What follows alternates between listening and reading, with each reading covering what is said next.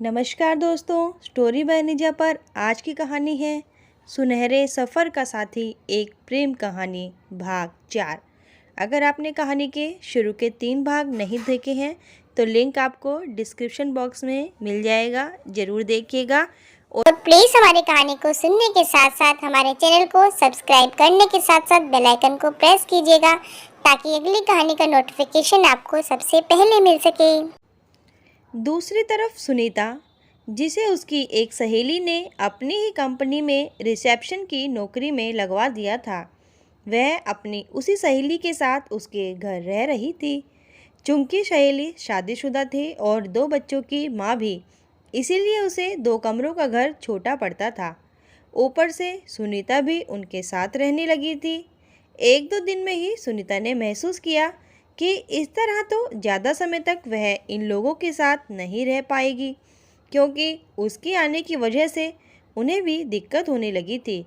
सुनीता ने अपनी सहेली मानसी को कहा कि उसे रहने के लिए कोई किराए का कमरा दिलवा दे ताकि उन्हें भी कोई दिक्कत ना हो। मानसी ने यह काम अपने पति परम को सौंप दिया।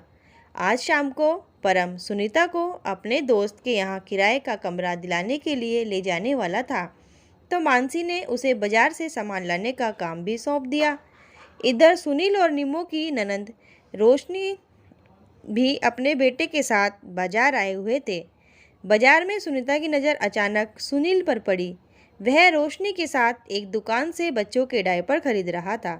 सुनीता ने रोशनी को ही सुनील की पत्नी समझा, लेकिन उसकी हिम्मत वहां जाकर उन दोनों से मिलने की नहीं हुई। क्योंकि केवल सुनीता ने ही सुनील को देखा था, सुनील ने नहीं, बात एक तरफा होकर रह गई। शायद अगर सुनीता सुनील से मिलने गई होती तो रोशनी यह बात क्लियर कर देती कि वह सुनील की पत्नी नहीं बल्कि उसकी बहन निमो की ननंद है। अब जब सुनीता सुनील को वहीं छोड़कर मानसी के पति परम के साथ आगे सब्जी की दुकान से सब्जी लेने लगी, तो लौटते वक्त सुनील की नज़र भी सुनीता पर पड़ गई। लेकिन इस बार सुनीता ने सुनील को नहीं देखा। अब सुनील मानसी के पति परम को ही सुनीता का पति समझने लगा। सुनीता अब उसके लिए एक पराई औरत हो गई थी, और वह भला किसी पराई औरत को उसके पति के सामने बात कैसे कर सकता था। वह भी सुनीता को केवल निहार कर वहाँ से चला गया। रात भर सुनील बिस्तर पर करवटें बदलता रहा और अपने आप की सुनीता के पति से तुलना करता रहा। उसकी सुनीता, जिसे वह स्वीटी कहकर बुलाता था, पराई हो चुकी थी। अब उससे मिलना या सुलह करना तो छोड़ो, उससे बात करने के लिए भी कोई ना कोई बहाना चाहिए था। सुनील का दिल और दिमाग उसका साथ नहीं दे रहा था। दिल कहता था कि वहीं रहे ताकि जब भी मौका मिले अपने प्यार को, अपनी सुनीता को कम से कम दूर से ही देख तो पाएगा। लेकिन दिमाग कहता था कि अब बहुत देर हो चुकी है, उसे यहाँ से चले जाना चाहिए, दूर, बहुत दूर। तरह तरह के ख्याल उसके मन में आ रहे थे। क्या सुनीता ने अपने अतीत के बारे में उसके पति को बताया होगा? अगर मैं उसके पति को सब कुछ सच सच बता दूं तो हो सकता है वह उसे छोड़ दे और मुझे मेरी सुनीता वापस मिल जाए। लेकिन दूसरे ही क्षण वह ऐसे विचार के लिए अपने आप को कोस रहा था कि वह इतना मतलबी कैसे हो सकता है। कितनी मुश्किल से उसने अपनी गृहस्थी दोबारा बसाई होगी। वह ऐसा सोचकर उसके बसे बसाए घर को कैसे तोड़ सकता है। वह तो यह भी नहीं जानता कि सुनीता अब उसके बारे में क्या सोचती है। उसने तय किया कि जिया जी के सेमिनार से वापस आने के बाद वहाँ से चला जाएगा, इतनी दूर कि सुनीता की उससे दोबारा कभी भी मुलाकात ना हो पाए।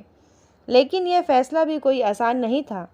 सेकंड के 1000वें भाग में उसके फैसले बदल रहे थे। दिल कह रहा था कि वहीं रहे और अपनी सुनीता को जब भी मौका मिले कम से कम दूर से ही सही निहार तो ले। तो दिमाग कह रहा था कि नहीं, अब सुनीता पर उसका कोई अधिकार नहीं है, उसे उससे बहुत दूर चले जाना चाहिए ताकि उसके कारण उसके विवाहित जीवन पर कोई नकारात्मक प्रभाव ना पड़े। सुनीता के सामने भी सुनील की पत्नी का चेहरा नाच रहा था। वह रंग, रूप, कद काठी, हाव भाव, बोल चाल, गहने और तो और पैर, हाथों के नाखूनों तक से अपने आप की तुलना उससे कर रही थी।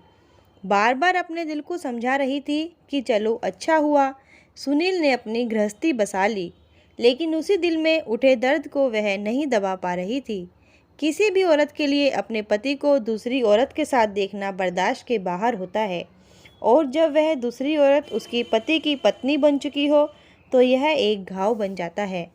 2 बार टकराने के बाद भी सुनील और सुनीता एक दूसरे के सच से अनभिज्ञ थे। खैर, इसी को अपना भाग्य मानकर दोनों अपने आप को समझाने की कोशिश कर रहे थे। दोनों ही चाहते थे कि अब वह दोबारा एक दूसरे से ना टकराएं, लेकिन यह उनका दिल नहीं, ऊपरी मन था जो पल भर में अपने विचार बदल देता था। अब तो किसी न किसी बहाने से बाजार जाने लगे थे कि शायद किसी तरह दोबारा एक दूसरे का दीदार हो जाए, लेकिन शायद उनके बाजार जाने का समय आपस में मैच नहीं हो पाता था, या यह मानो कि किस्मत को उन पर फिर मिलना मंजूर नहीं था। पिछले 15 दिनों से दोनों बाजार जाते थे, लेकिन अलग अलग समय पर, इसलिए ना तो कभी भी इन 15 दिनों में सुनील ने सुनीता को देखा और ना ही सुनीता ने सुनील को। दोस्तों, आपको क्या लगता है कि सुनीता और सुनील की मुलाकात हो पाएगी? और अगर उनकी मुलाकात हो भी जाती है तो क्या वह एक दूसरे को अपनी शादी के बारे में बता पाएंगे? और अगर वह एक दूसरे को अपनी शादी के बारे में बता भी देते हैं तो क्या वह दोबारा एक हो पाएंगे? जानने के लिए देखिए कहानी का अगला भाग, और जाते जाते चैनल को सब्सक्राइब करने के साथ साथ बेल आइकन को प्रेस कर दें ताकि अगली भाग का नोटिफिकेशन आपको सबसे पहले मिल सके। हमें कमेंट करके बताएं आपको कहानी कैसी लगी है, और हमारे चैनल को लाइक, शेयर, सब्सक्राइब करना ना भूलें।